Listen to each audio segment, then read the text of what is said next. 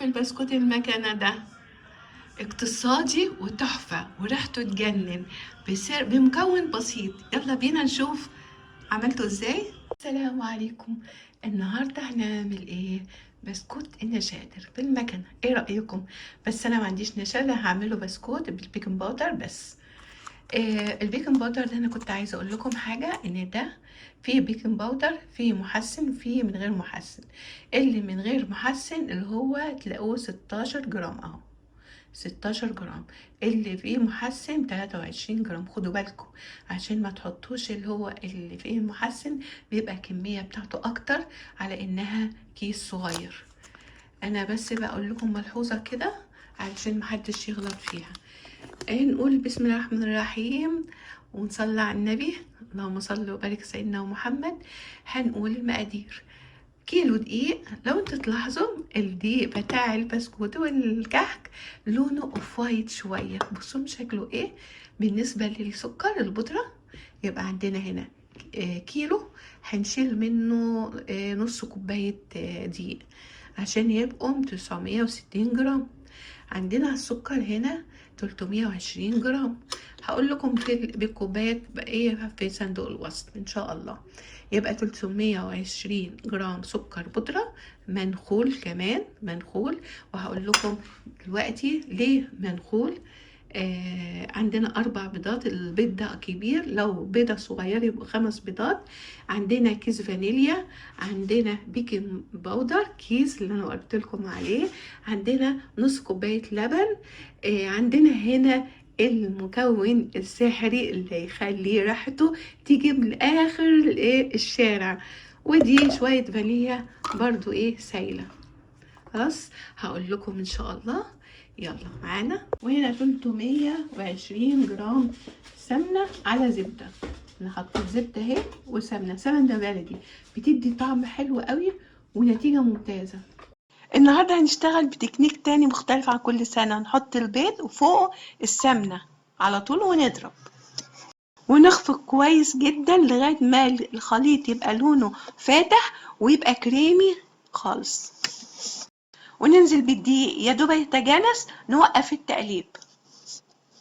هنحط هنا الفانيليا كده اهو على البيض والسكر والزبدة والسمنة. انا عملت ميكس بينهم. نحط البيكنج باودر على الدقيق في الكيس 16 جرام. شو البياض هنا، البياض من البيكنج باودر من الدقيق عشان تعرفوا الفرق. ونقلب كده شويه بشويه، ونحط الدقيق بعد ما يختفى نحط شويه تانيين، وناخد من القاع كده ونقلب كده. مش عايزه اطول الفيديو والله. ونحط المكون السحري كده 10 نقط، 1 2، ونعد بقى عشان الفيديو. وهنا بعد ما الدقيق اختلط خلاص بالسمنه والزبده اهو، هنحط بقى اللي لسه اللبن. اللبن اللي هم كام جرام؟ 100 جرام. هنحطهم بقى كده اهو، بسم الله الرحمن الرحيم، ونقلب تاني بايدينا كده. فكرة انا اخدت مني حوالي 20 جرام كمان. بصوا لغايه ما بقتش تلزق كده. لو هي بتلزق بقى ممكن اعملها بالكيس اهي. شوف ازاي طريه في ايدي. ولو عايزه اعمل بالكاكاو هحط 20 جرام كاكاو، بس يكون اسباني عشان يبقى صنف كويس.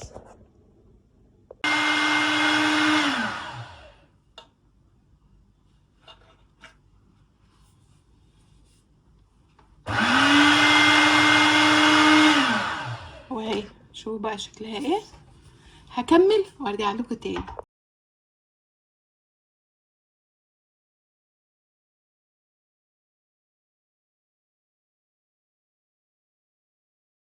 شكلته خلاص اهو، طلعوا 7 سجان ما شاء الله. وهسخن الفرن بقى وهوريه لكم ان شاء الله. بعد ما خرج من الفرن اهو، شوفوا الجمال، شوفوا لونه اهو. ولو احنا كسرناه كنت تلاقيه ناعم قوي، بس هو سخن دلوقتي مش هقدر اكسره. وهنا عملت التانية كمان دي كده، وظهرها ازاي، عملت المنظر ده النجمة، ممكن لو الصوت ازاي.